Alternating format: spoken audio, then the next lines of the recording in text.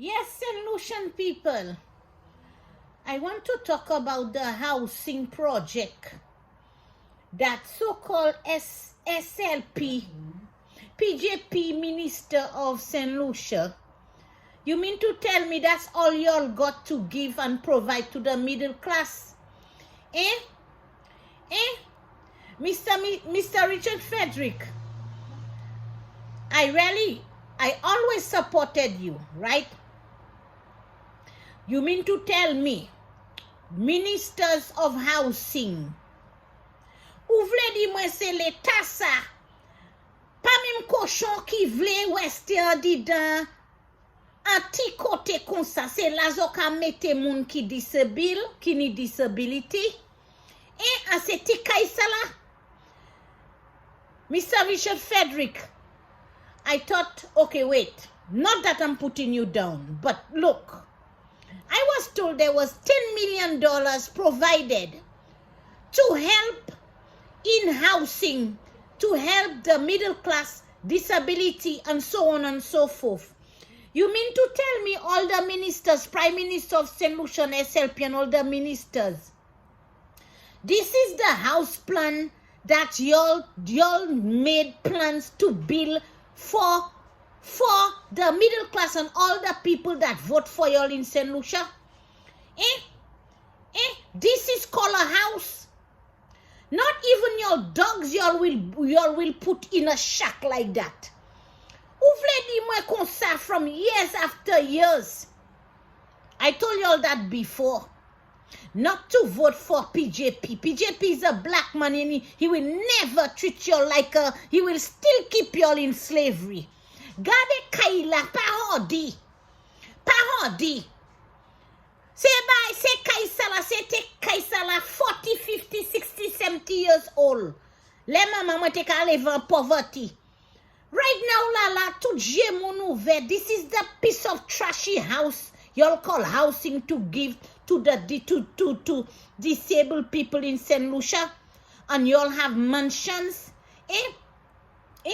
Y'all stole people votes, and this is the respect that the middle class deserve. When I look at this little housing, I live in foreign.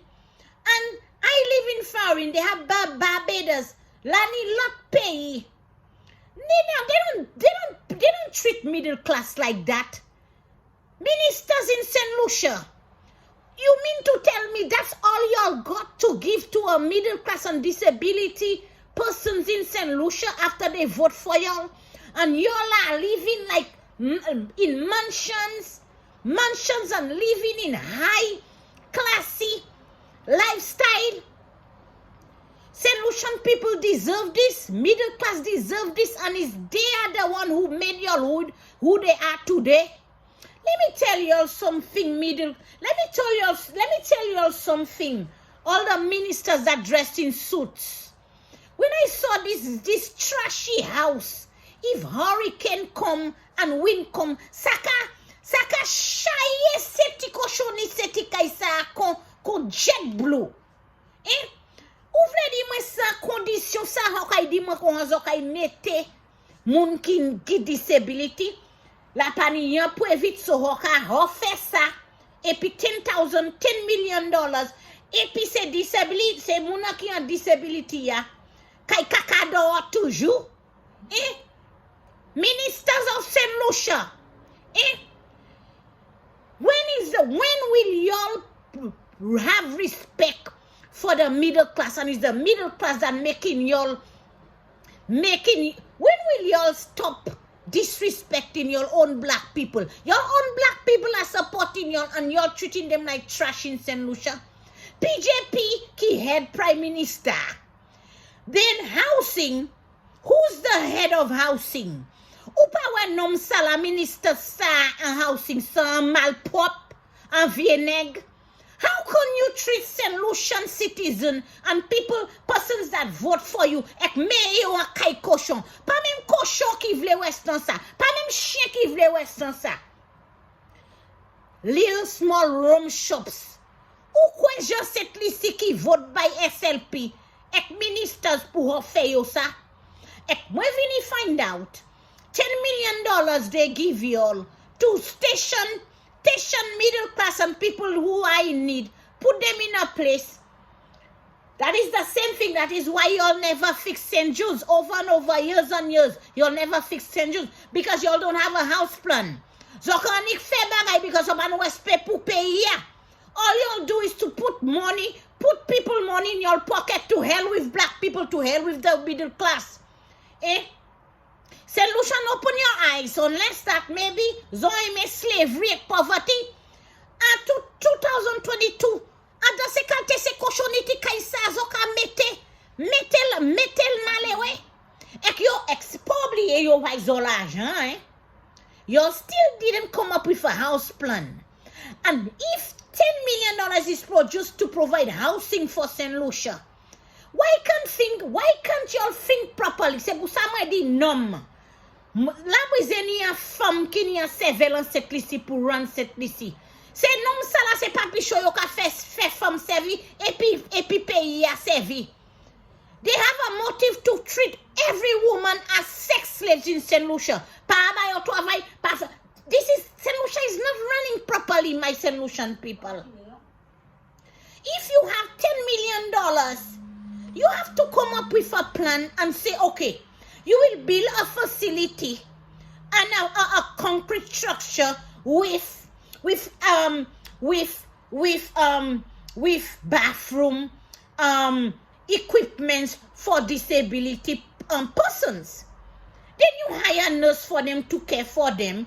Come electricity, you building a concrete structure. $10 million, you building rooms for the disability persons on the land. St. Lucian, Mr. Richard Frederick, PJP, ou pa kay zo pièce pa kay western kay pak cochon. Pa même chien zo kay pa même dormi, pa même atwe ho kay san atwe la. Why you treating people like shit in St. Lucia? They vote for y'all. Open your eyes, St. Lucia. It's not about politics. It's not about Alan Shasta. It's not about nothing else. It's about your respect you're supposed to get. You voting for somebody and they're treating y'all, keeping y'all underground like shit. You can still traiter zo kon chien en poverty and slavery toujours. Même si moi te homeless, moi te kay western se kante se bay sa, en vie kante kay sa la. How exactly a disability person can ever live in a trashy place like that? Lap and bathroom, they don't have a sink and water running, there's no shower, there's no tub. Seriously, Prime Minister of St. Lucia, moi te ha sa vous pa teni rien ki bon pour bay cette lycée. As a black man, moi sa vous te kay traiter jeune ouais ko slavery. Ek vole from job la. Ek la fin ou di ou sa man of intelligent.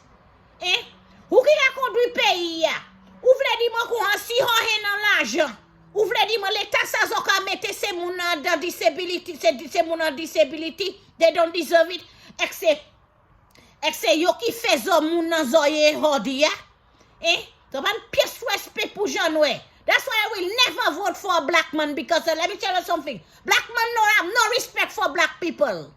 Ek anan chas n'est pas un lot encore. How tout ça un lot encore. That's why I will not vote for nobody. I'll vote for myself. When you're making a plan for housing or plan to build a hospital, y'all don't know y'all have to come with a house plan and supervision and so on. Papi Shozoka fe moun servi all now so. Every single person I see in St. Lucia have no money, no job, nothing. Everyone and most of the women are depending on man's pocket to survive. Cafe bomb, sex slaves. So pa ouais, c'est ça zo aimé en cette lycée.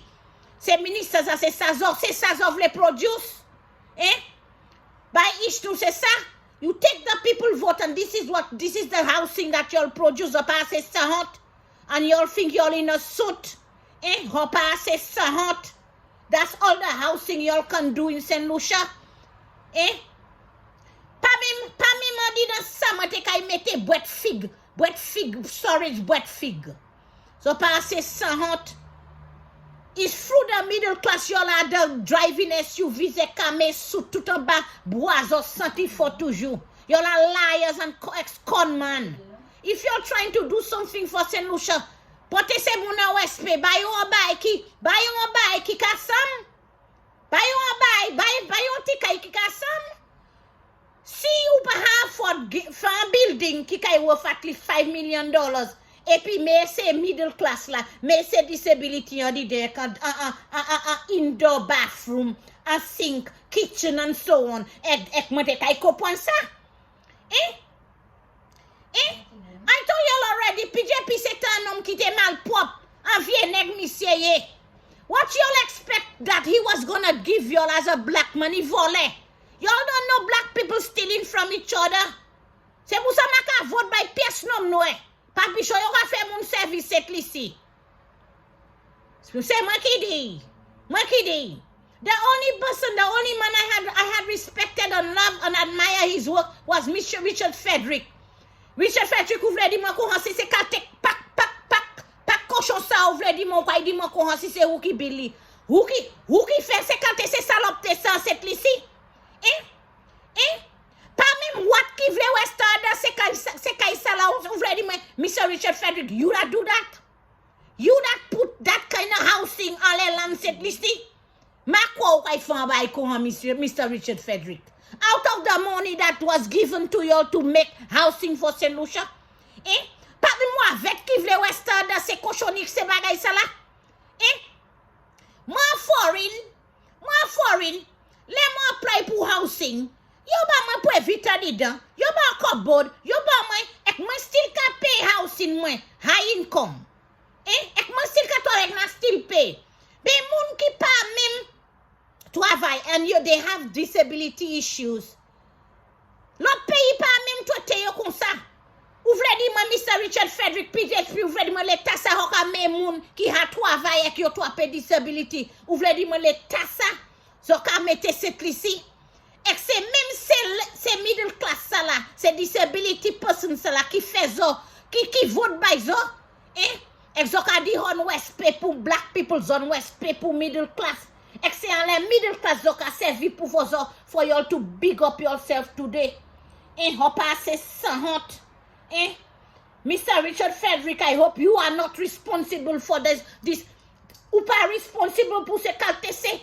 Pour ce qualité c'est calon ça ou fait. Si c'est vous qui fait ces bails ça là, money a lot non pour yo. I just waiting for you to answer me. Si c'est vous qui fait ces salopes de ça là, cette ici, et c'est quand c'est caillou avec ça là, et c'est pas même en caille ça y est. 10 by 10, vous voulez dire moi c'est là où comme disability, et que la hante là. Pourquoi ils ont pas fait un caille maçon dans building et fait musicien, et garder pour nos, pour garder pour ces disability, c'est ça mon café. Every year is the same shit with men in St. Lucia Café moun ministers café zo servi papi show. Pas merci bon Dieu moi sorti cette ici. Qui ça sorti kay ba moi ishmek maman moi. So pour vote moi hote kay fem hote kay fem moi still manger chicken back toujours et hoka my steak honey bodyguard honey tout by ho passer sans honte et supervisor police et zo still catch. It's 2020 and still you're not changing. SLP, UWP, tout ça, c'est un ex-conman. When is St. Lucia this is the time for you all to stop voting for politicians, UWP pala, SLP pala.